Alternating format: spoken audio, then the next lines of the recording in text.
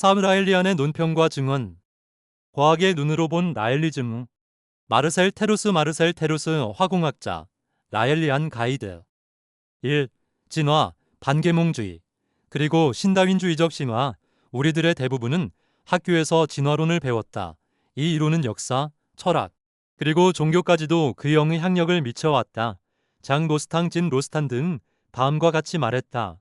우리들은 이 이론 진화론이 주입되어 푹 젖어버렸고 또 조건지어졌다.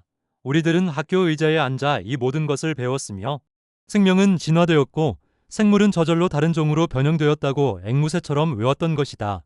불행히도 학교를 다니지 않아 이러한 주입식 교육을 받지 않은 사람들과 또 학교는 다녔으나 이 이론을 잘 알지 못하는 사람들조차도 더욱 광신적으로 이 이론을 믿고 있다. 마침내 여러 세대에 걸쳐 계속된 주입식 교육은 필연적으로 우리들의 정신을 편향되게 만들어 버린 것이다. 무엇보다도 진화론을 반증하는 수많은 증거가 있음에도 불구하고 그것이 학생들에게 제시된 적은 결코 없었다.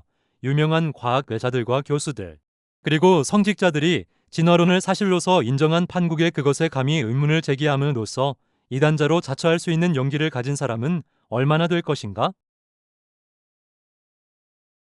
이것은 과학자의 길을 걷고 있는 사람들에게 특히 중요한 문제이다. 그러나 다행히도 기존의 과학자들 사회 내에도 위에서 언급한 바 있는 탁월한 생물학자 장 로스탕과 같이 명석한 통찰력을 가진 사람들이 몇 명은 있다.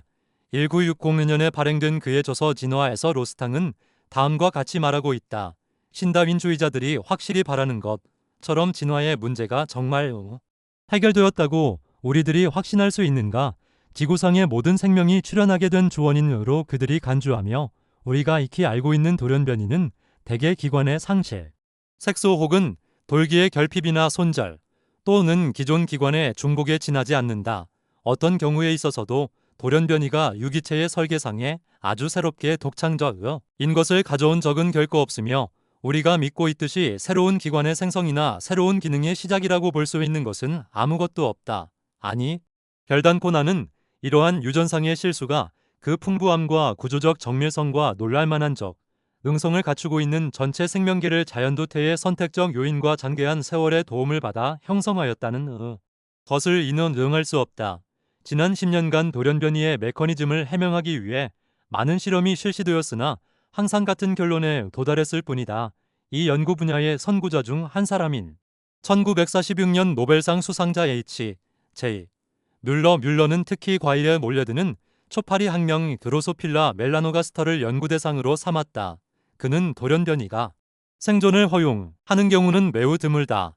따라서 우리들은 그것을 생존에 불리한 것으로 간주할 수 있다라고 결론을 내렸다. 자연에서 일어난 것이거나 실험실에서 일으킨 것이거나 간에 거의 모든 돌연변이는 결과적으로 유전병, 생존율의 악화, 그리고 유전적 기형을 가져왔다.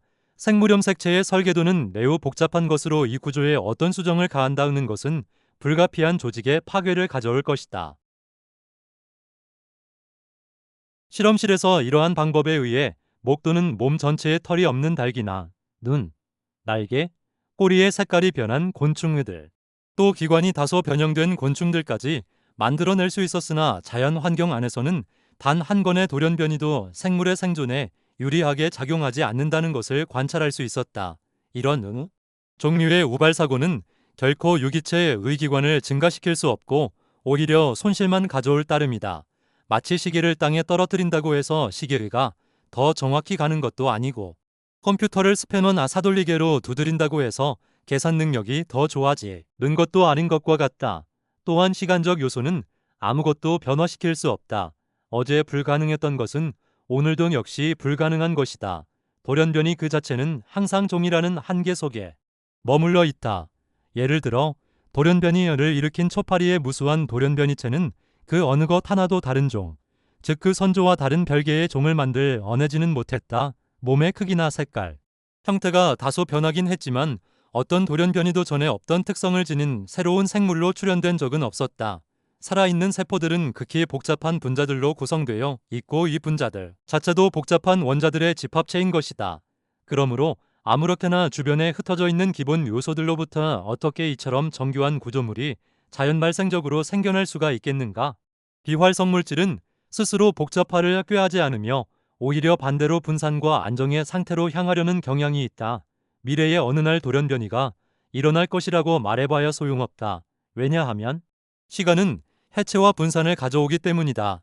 모든 유기적 조직체 생물과 분산 과정으로 되돌아가려는 경향은 엔트로피의 작용을 규정하는 열역학의 법칙에 기술되어 있다. 그러므로 외부의 힘에 의한 개입 없이는 질서의 획득이란 결코 있을 수 없다. 따라서 에너지나 운동을 갖지 않는 비활성 물질은 그것을 조직하거나 지휘하는 인위적인 손이 없는 한 언제까 진화, 변화하지 않을 것이다. 그러므로 진화론은 엔트로피의 법칙의 정면으로 모순된다. 진화의 이론은 구축하는 데는 전적으로 비과학적인 방법이 사용되고 있으며 변이론자들이 증거들을 객관적으로 검토하고 사실성을 강화하지 않는 한 이러한 경향은 계속될 것이다. 명예의 추구, 편협한 논쟁, 명성에 대한 두려움, 자기중심적 사고가 사라지고 선입관이 아닌 확고한 사실에 입각하여 올바른 결론을 이끌어낼 수 있을 때만이 진정한 진보가 이루어질 것이다. 지구상의 생명은 우연이나 필연 결과가 아니고 외부로부터의 개입이 산물, 다시 말해서 우리들의 창조자 엘로힘에 의한 창조의 산물인 것이다. 이 인류의 역사에 대한 새로운 가설, 미국의 중앙정보국 CIA 이 허드슨 연구소의 석유, 천연가스, 석탄과 같은 세계 천연자원의 분포에 대한 연구조사 업무를 위탁했을 때 연구 책임자로 있던 네브링 교수는 다소 이상한 현상을 발견했다는 대륙이 갈라지기 전인 지질학적 삼첩기 3의 끝 무렵 각 대륙을 그 분례의 모습대로 한데 끼워 놓고 보니 세계의 모든 주요 유전지대가 환을 이루고 있음을 발견했다. 즉 북극과 알래스카 유전지대, 알버타의 아스팔트 사막, 콜로라도, 멕시코, 베네수엘라의 바이투맨 비투만, 탄화수소와 합물 편암시다. 오레노 그나이지, 리아 남사하라 리비아 아라비아의 이란 시베리아의 유전지대가 하나의 원을 그리고 있는 것이다. 현재 석유에 대한 조사가 밝히는 바에 의하면 식물이나 동물과 같이 한때는 살아있던 유기체들이 공기가 없는 진공 상태 속에서 혐기성성 박테리아에 의해 단백질과 지방이 변질되어 생겨난 것이 석유라고 한다. 이러한 단백질과 지방의 주요 원천은 죽은 나무들인데 일반적인 경우 나무가 죽으면 보통 공기 속에 사는 박테리아 선과 이를 분해하여 숲의 먹이 연쇄로 재순환함으로써 석유가 생기지 않는다. 그러므로 석유가 만들어지려면 나무가 공기와 접촉할 시간적 여유가 없을 만큼 급격히 매몰되지 않으면 안 된다. 유전 지대를 조사해보면 대개 깊고 프랑스 북부에서는 2000m나 깊다 막대한 면적 미국 에팔레치아 산맥에서는 18,000평방킬로미터나 된다에 걸쳐 있으므로 단 한 번에 매몰된 물질의 실제 양은 상상할 수 없을 정도의 엄청난 규모임을 알 수 있다. 현재까지 어떤 이론도 이러한 사실에 대해 만족할 만한 설명을 해주지 못했다. 하지만 우리 라일리아는 이 수수께끼를 푸는 열쇠를 가지고 있다. 엘로힘이 그들의 기지와 실험실, 그리고 지구성에 그들이 창조한 모든 생명체를 파괴할 것을 결정했을 때 그들은 극도로 강력한 파괴 수단을 사용하지 않으면 안 되었을 것이다. 그것은 원초의 단일 대륙을 찢어 폭발이 중심으로부터 대륙에 파편들을 떼밀어낼 만큼 또 모든 지표를 강타할 만큼 강력한 폭발이었을 것이다. 강력한 충격파가 폭발이 중심으로부터 외부로 퍼져감에 따라 광대한 숲과 동물과 인간을 포함한 모든 생명물질이 어떻게 공기가 없는 상태로 급격히 매몰될 수 있었던가에 대한 설명이 될 수 있는 것이다. 엘로힘에 의한 원초의 대륙 형성 이후 파괴가 일어나기까지의 시간 동안 침식작용에 의하여 산호, 조개류와 같은 동물성 물질이 풍부한 침전물이 대양 속에 특히 원초 대륙 주위에 대량으로 쌓였을 것이다. 후에 남북 아메리카가 된 대륙파는 대양바닥을 밀어올려 해저의 모든 퇴적물들이 로키 산맥과 안데스 산맥을 형성하게 된 것이다. 생물들을 전멸시켜 물에 석회, 흙, 냉토토층 밑으로 매몰시켰다.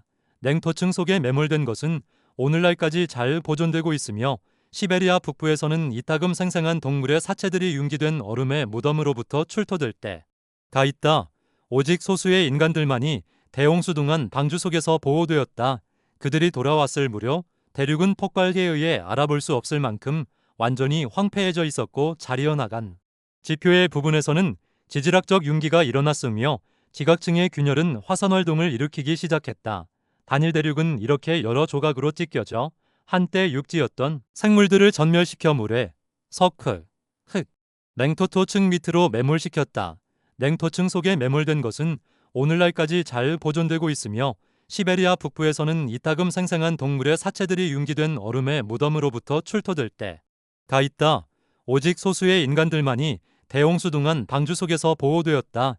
그들이 돌아왔을 무렵 대륙은 폭발에 의해 알아볼 수 없을 만큼 완전히 황폐해져 있었고 자리어 나간 지표의 부분에서는 지질학적 융기가 일어났으며 지각층의 균열은 화산활동을 일으키기 시작했다. 단일 대륙은 이렇게 여러 조각으로 찢겨져 한때 육지였던 곳이 바다가 되고 또 그 반대가 되었다는 이야기가 어떻게 생겨났는지 쉽게 알 수 있다. 이 사실은 아틀란티스 남부 대륙의 신화로 왜곡되어 이 대륙들이 바다 속으로 사라졌다고 전해지고 있는 것이다. 그러나 실제로는 바다 속에 가라앉은 것이 아니라 단지 멀리 떨어져 나갔을 뿐이다. 대홍수 이후 생물의 모든 종류가 재창조된 것은 아니었다. 괴물스럽고 생태학적 균형을 유지하는 데 해롭다고 간주된 거대한 파충류나 공룡은 재생되진 않았다. 이것이 대홍수 이전의 거대한 짐승들이 갑자기 한꺼번에 사라지게 된 연유를 설명해준다. 대홍수 후에 엘로힘은 지구상의 인간들과 함께 살았다.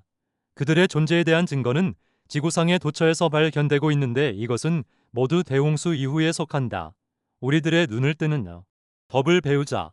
그러면 우리 주변에 있는 모든 것들이 우리들에게 이해될 것이다.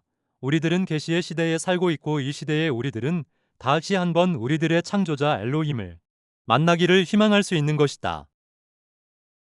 3.